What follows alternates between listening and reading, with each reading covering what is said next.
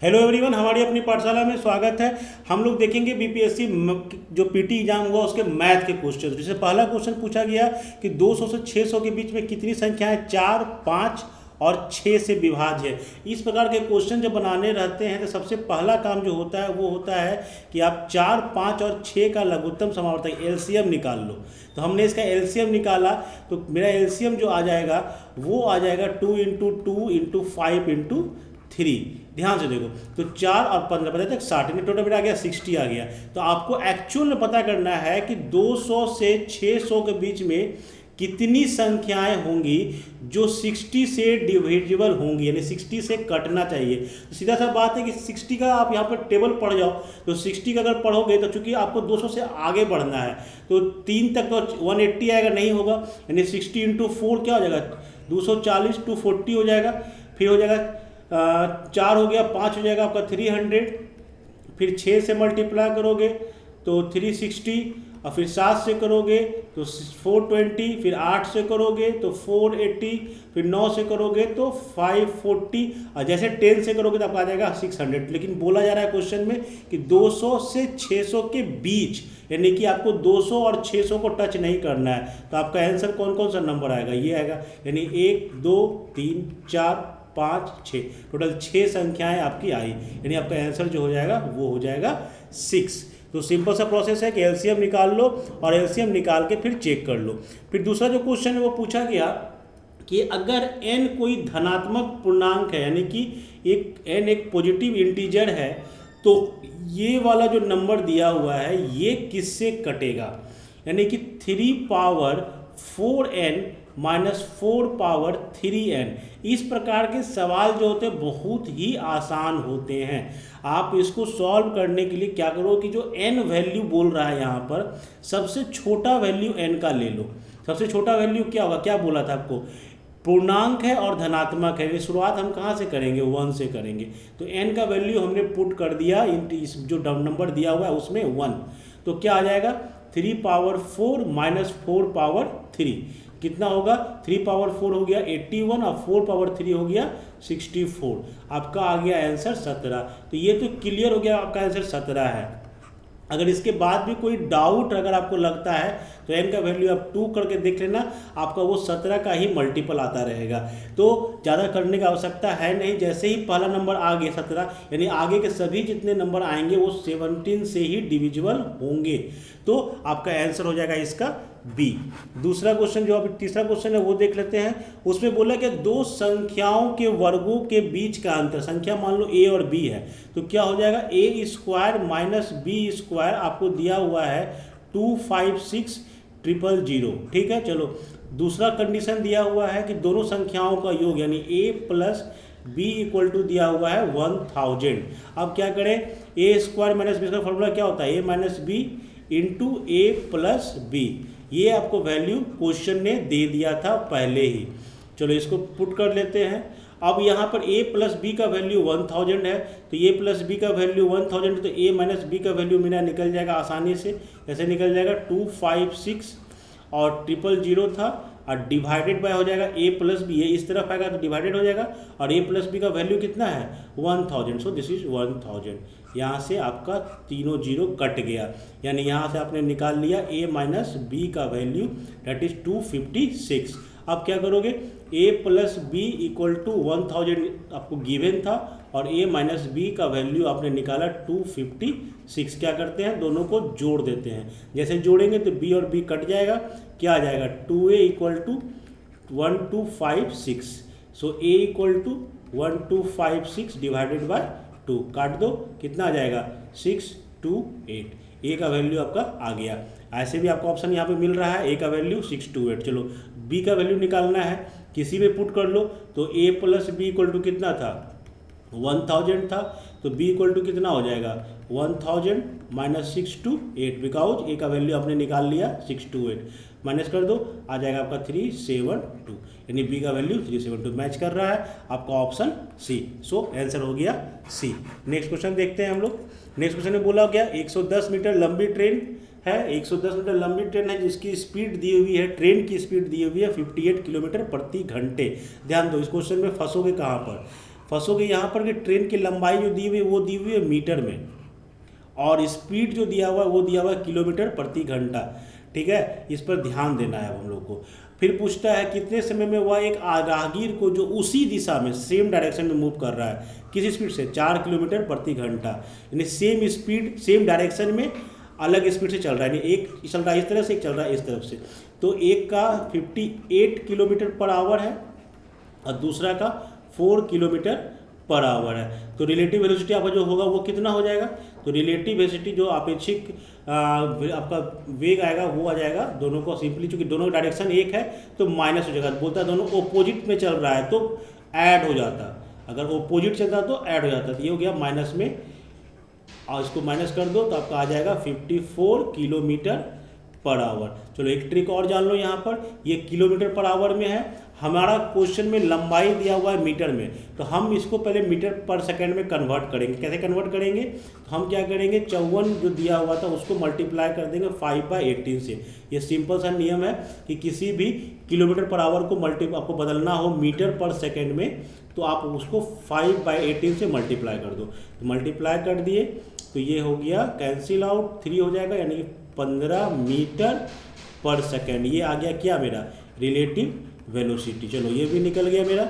अब पूछ क्या रहा है, अब पूछ रहा है कितने समय में आपको टाइम निकालना है जब उस राहगीर को क्रॉस करेगी। तो राहगीर को क्रॉस करने के लिए इस स्पीड से चलेगी और दूरी कितनी तय करनी है, 110 मीटर, यानी कि आपको एस दिया हुआ है, दूरी दिया हुआ है 110 मीटर, वेलोसिटी आपके पास पता है 15 मीटर पर सेकेंड, और आपसे पूछा जा रहा है बताओ बच्चा टाइम क्या होगा।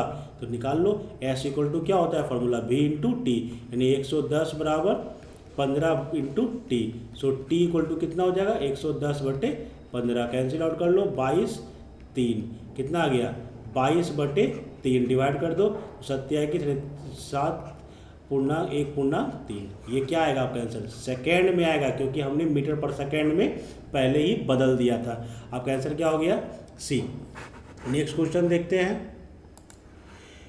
क्वेश्चन पूछा गया 45 नींबू को 40 रुपये में बेचने पर एक आदमी को हानि होती है कितने की, 20% की। चलो ठीक है, बहुत बढ़िया बात है। तो हम निकाल लेते हैं, पहले इसका बेचने पर बात कर रहा है, यानी कि आपका विक्रय मूल्य निकल जाएगा, सेलिंग प्राइस क्या होगा वो निकल जाएगा। तो सेलिंग प्राइस निकालते हैं, 45 नींबू का, इस तरह के क्वेश्चन को बदल दो सीधे एक में, मतलब एक नींबू का दाम क्या होगा। तो 45 नींबू को आप कितना में बेच रहे थे, आप बेच रहे थे 40 रुपये में। तो एक नींबू को आप कितना में बेचोगे, आप बेचोगे 40/45 रुपये में। चलो एक का निकल गया, ये क्या निकला, ये निकल गया आपको एक नींबू का विक्रय मूल्य, यानी सेलिंग प्राइस आपका कैलकुलेट हो चुका है। कैलकुलेट करना चाहो तो थोड़ा सा छोटा भी कर सकते हो। तो विक्रय मूल्य आपका जो हो जाएगा वो हो जाएगा 8/9 रुपये।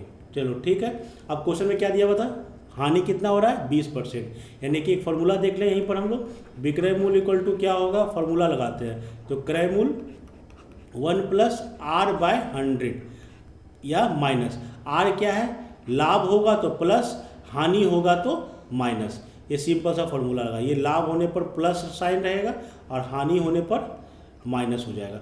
तो हम लगाते हैं इसी फॉर्मूला को। तो हमको विक्रय मूल्य तो पता ही है, हानि का परसेंट भी पता ही है, तो हमें निकालना है इसका क्रय मूल्य। तो क्रय मूल्य क्या हो जाएगा, निकाला जाए तो क्रय मूल्य जो होगा वो हो जाएगा विक्रय मूल्य। विक्रय मूल्य कितना है, 8/9 डिवाइडेड बाय 1 + R का वैल्यू 20/100, ये आ जाएगा आपका 8/9 मल्टीप्लाई हो जाएगा, 5 चला गया ऊपर और 4 आ गया नीचे, 4 से कटा 3, यानी कि 10/9। ये क्या निकला, एक नींबू का क्रय मूल्य। आपका क्रय मूल्य पता चल गया। अब अगला बात बोलता है कि लेन देन में 20% का लाभ प्राप्त करना है, तब क्या होगा। तो क्रय मूल्य मालूम पड़ गया। अब इस पर हमको 20% का लाभ चाहिए, तो मेरा विक्रय मूल्य क्या हो जाएगा, नया वाला 20% लाभ के लिए, 20% लाभ के लिए मेरा विक्रय मूल्य क्या होगा, बैठाओ फार्मूला, क्रय मूल्य 10/9, 1 प्लस लाभ कितना चाहिए 20, प्लस का साइन लेंगे क्योंकि हमको लाभ चाहिए, बाय 100, 5 हो गया, यानी हो गया ये 10/9 गुना 6/5। चलो काटो, 5 से कट गया, ये कटेगा 2, ये हो जाएगा 3, कितना हो गया 4/3। 3। ये आ गया आपका एक नींबू का विक्रय मूल्य। एक नींबू का कितना का? एक नींबू का। क्वेश्चन क्या पूछा है कि 24 रुपया में कितना नींबू बेचना चाहिए, यानी कि इतना रुपया में ये एक नींबू बेच रहा है, यानी कि 4/3 रुपया में ये एक नींबू बेच रहा है। तो 1 रुपया में कितना नींबू बेचेगा? 3/4। तो 24 रुपया में कितना नींबू बेचेगा? 3/4 गुना 24, काट दो, 6 बार में कट जाए, 6 18, यानी वो भाई साहब 24 रुपया में बेचेंगे 18 नींबू। तो आपका आंसर हो जाएगा बी सही। फिर पूछा गया ए वैल्यू निकालने, सबसे छोटा हल्का क्वेश्चन इस टॉपिक का यही था कि लॉग में 2 प्रॉपर्टी याद रखो। लॉग में अगर बेस ए है और यहाँ पर डिजिट भी ए है तो इसका वैल्यू हो जाता है 1। एक प्रॉपर्टी ये यूज होगा। दूसरा प्रॉपर्टी, अगर लॉग में कुछ लिखा हुआ है, इस पर पावर दिया हुआ है m, तो ये पावर आगे आके मल्टीप्लाई हो जाता है। अब दोनों प्रॉपर्टी का यूज करेंगे यहाँ पर। लॉग में दिया हुआ है, बेस में दिया हुआ है √2 और यहाँ दिया हुआ है 32। इसको क्या लिखेंगे हम लोग? लॉग बेस √2 और 32 को क्या तुम लिख सकते हो? 2 पावर 5 हो जाएगा। चलो अभी भी 2 है, ये √2 है, बदलेंगे इसको और अभी हम लोग √2 लिख दिए और 2 को लिख सकते हैं हम लोग √2 का स्क्वायर। अब बाहर में पहले से 5 था, चलो ठीक है, ये हो जाएगा कितना? लॉग √2 और √2 पर पावर कितना हो जाएगा? 2 मल्टीप्लाई हो जाएगा 5 से, तो 10। इसको यूज करेंगे ए पावर m, तो m कहाँ जाता है? आगे, यानी कि 10 लॉग √2 बेस में और √2 नंबर में भी। और यहाँ पे दूसरा प्रॉपर्टी यूज होगा, अगर बेस और नंबर दोनों बराबर है तो इसका वैल्यू कितना हो जाता है? 1। तो इसका वैल्यू कितना हो जाएगा? 1, यानी 10 × 1, दिस इज इक्वल टू 10। आपका आंसर क्या हो जाएगा? सी हो जाएगा। चलो नेक्स्ट क्वेश्चन देखो जल्दी से। एक समचतुर्भुज में परिमाप दिया हुआ है। समचतुर्भुज मतलब क्या हुआ? जिसकी चारों भुजाएं बराबर हो। तो परिमाप दिया हुआ कितना? 52 मीटर, यानी कि 4 × a। अगर a भुजा की माप मान ले तो 4 × a कितना दिया हुआ है? 52। तो a इक्वल टू कितना हो जाएगा? काट दो, 52/4 हो जाएगा 13, यानी कि इसकी चारों भुजाएं जो है वो 13 मीटर करके हैं। यहाँ तक तो चलो क्लियर हो गया। दूसरा दिया हुआ है इसका विकर्ण। विकर्ण क्या हुआ? ये ऑपोजिट एंड जब आपस में हम मिला देंगे, दैट इज कॉल्ड विकर्ण, डायगोनल।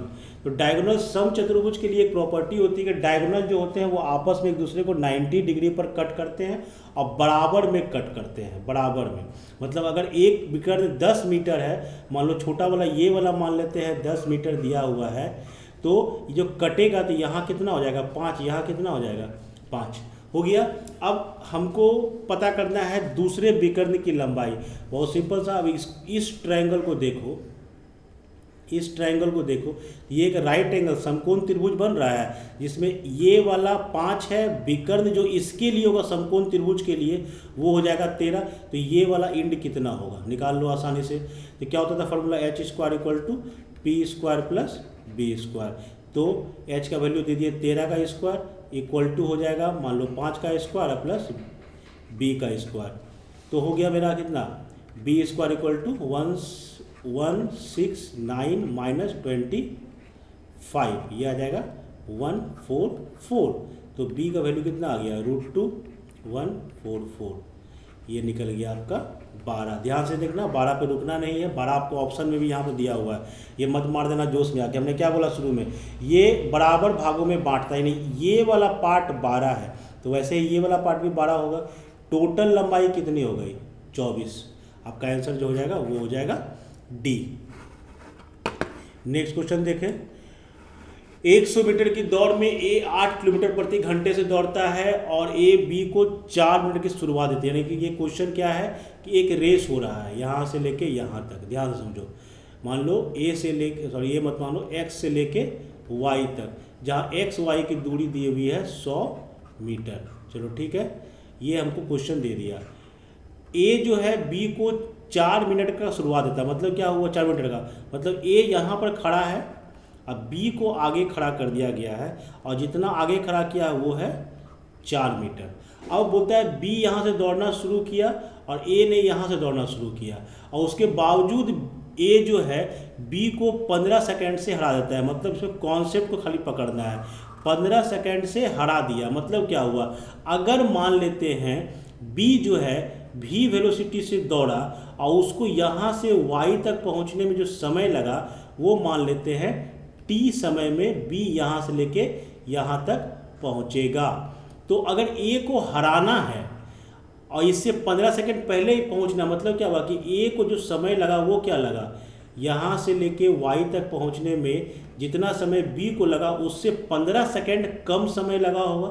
बस यही आपका यहाँ पर कॉन्सेप्ट और कुछ नहीं। अगर आपको चेस करना है तो जितना समय इसको लगा, जितना सेकंड से हरा रहा है, यानी उतना सेकंड उसको कम समय लगना चाहिए। बस आपको यहाँ पर टी हो गया। अब आपको बैठाना है वही फार्मूला, कौन सा, s equal to v t, मतलब दूरी इक्वल टू वेग गुना समय। बस इस पर लगाते रहो, बनेगा क्वेश्चन। तो बनाते हैं, पहले बात करें ए के लिए ही बात करते हैं। तो ए के लिए बात करेंगे तो क्या होगा, ए के लिए दूरी कितनी हो गई, 100 मीटर। चलो लिख दिए 100 मीटर बराबर वेलोसिटी कितना है ए का, क्वेश्चन दिया हुआ था हमको 8 किलोमीटर प्रति घंटे। ध्यान से देखो, ये फिर से वही फंसाने वाला क्वेश्चन है कि किलोमीटर प्रति घंटे में दिया हुआ है और दूरी दिया हुआ है मीटर में। तो पहले हम लोग क्या करेंगे, 8 किलोमीटर प्रति घंटे को चेंज करेंगे मीटर पर सेकेंड में। कहाँ चेंज करेंगे, मीटर पर सेकेंड में। काट सकते हो मन है तो, नहीं भी काटोगे कोई फर्क नहीं पड़ने वाला है। तो 4 हो जाएगा, यहाँ 9 हो जाएगा, यानी 20/9। ये है इसका स्पीड, किसमें, मीटर पर सेकेंड में। यहाँ पुट करते हैं 100 मीटर बराबर वेलोसिटी कितना हो जाएगा 20/9 और टाइम कितना हो जाएगा t-15। ठीक है, अब यहाँ से कैलकुलेट करें तो t-15 इक्वल टू क्या हो जाएगा, 100 गुना 9/20।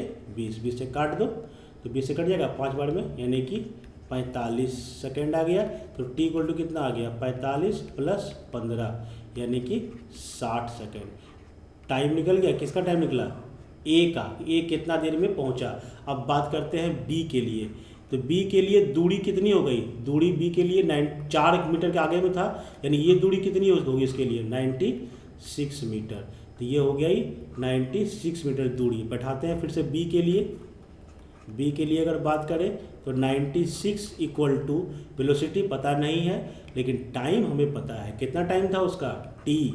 तो टी कितना हो जाएगा 60। तो v इक्वल टू क्या हो जाएगा 96/60। वेलोसिटी निकल गया, बी की गति ही पूछ रहा था लेकिन फिर फंसाया कहाँ, ये किस में निकला, मीटर पर सेकेंड में। हमको आंसर किस में देना है, किलोमीटर पर आवर में। तो 96/60 मल्टीप्लाई बाय जस्ट उल्टा 18/5। ठीक है, मल्टीप्लाई कर लो, तुम्हारा आंसर आ जाएगा 5.76 किलोमीटर पर आवर। चलो नेक्स्ट क्वेश्चन आए। एक घड़ी 8 बजे सेट की जाती है, घड़ी 24 घंटे में 10 मिनट आगे बढ़ जाती है। बहुत बढ़िया सवाल। एक घड़ी है, 8 बज रहा है, तो 8 बजे जो भी टाइम सेट किया गया, अगला जो 8 बजेगा, अगला 8 नेक्स्ट डे में, तो घड़ी जब दिखाएगी 8 बजे का समय, तो क्या बोला, घड़ी 10 मिनट आगे बढ़ जाएगी। मतलब क्या हो गया कि जिस समय घड़ी दिखाएगी 8 बज रहा है उसमें एक्चुअल टाइम क्या होगा 7:50। क्यों, क्योंकि घड़ी 10 मिनट फास्ट हो गई, आगे भाग गई। चलो 8 बजे जब घड़ी दिखाएगी तब एक्चुअल टाइम होगा 7:50। लेकिन पूछ रहा है कि अगले दिन घड़ी 1 बजे अपराह्न में, मतलब 1 बजे PM में। तो 1 बजे मतलब 8 से हमको कितना बजाना है, हमें बजाना है 1। तो 1 बजाने में तो 8 से कितना घंटा आगे बढ़ना पड़ेगा हमें, 5 घंटा और। तो 5 आवर में और कितना चेंज होगा ये पता करना है। तो एक घड़ी तो पता हो गया 7:50 होगा। अब 5 घंटे में निकाल लो तो क्या दिया हुआ था, 24 घंटे में आगे बढ़ जाती है, यानी 24 घंटे में घड़ी 10 मिनट आगे बढ़ती है। तो 1 घंटे में कितना बढ़ेगी, 10/24 मिनट। तो हमको कितने घंटे में निकालना है, 8 5 1 निकालना है, यानी 5 घंटे में कितना बढ़ेगी, 10/24 गुना 5 कर दो, लगभग तुम्हारा आ जाएगा 5 20 50 यहाँ हो गया /24। काटोगे 48, यानी 2 पॉइंट समथिंग मिनट ये और घटेगा। यानी कि यहाँ पे तो 7:50 हो ही रहा था और 1 बजते बजते ये और 2 मिनट घट जाएगा। यानी जब घड़ी की कांटा 1 को दिखा रहा होगा तो एक्चुअल टाइम क्या होगा, 12:48 के आसपास। यानी आपका आंसर कौन सा हो जाएगा, बी वाला, क्योंकि घड़ी फास्ट हो गई है, मतलब समय से ज़्यादा दिखा रही है। ये वाला क्वेश्चन देखो, इस तरह का क्वेश्चन को बनाने के लिए सीधा तरीका बताते हैं तुमको। y इक्वल टू मान लो कुछ भी इसको, अब देखो ये रिपीट करे क्योंकि ये इन्फानाइट तक जा रहा है, तो अगर इतना वाला पार्ट को यहाँ से लेके यहाँ तक के पार्ट को भूल जाओ तो देखो फिर से ये y ही लिखा हुआ है, क्योंकि हमने y इसी को माना था, ठीक है। तो ये मेरा हो जाए क्या हो जाएगा, y हो जाएगा। यानी इस एक्सप्रेशन को लिखा जाता है इस प्रकार से, y इक्वल टू मैं लिखूंगा 2 माइनस 1 बटे फिर से अगेन y, चूँकि ये इन्फानाइट तक है तो एक टर्म दो टर्म घटा भी दोगे तो कोई फर्क इसको पड़ने वाला नहीं है। बस ये लिख दिया, आपका क्वेश्चन बन गया। कैसे बन गया, y इक्वल टू हो जाएगा 2y माइनस 1 बाय वाई, इधर ले आओ y को, तो y square equal to 2y minus 1, so y square minus 2y plus 1 equal to 0। इसको आप क्या लिख सकते हो, फार्मूला लिखा हुआ ये y माइनस 1 का होल स्क्वायर इक्वल टू 0। इससे क्या निकल गया, y minus 1 equal to 0, y equal to 1। Answer क्या आ गया आपका 1, आपका आंसर हो जाएगा ए। तो ये थे मैथ के 10 सवाल, होप आपको समझ में आए होंगे, पूरी तरह से एलोबरेट करके समझाया गया ताकि अगर आगे आपको इस तरह के क्वेश्चन मिले तो आप एग्जामिनेशन सेंटर में बना सको। थोड़ा सा प्रैक्टिस करोगे, मैथ में 10 में 10 आपका बनेगा। होप आपको वीडियो अच्छा लगा हो तो शेयर और लाइक करना मत भूलना, और अगर चैनल को सब्सक्राइब नहीं किया तो सब्सक्राइब जरूर कर लेना। Thank you.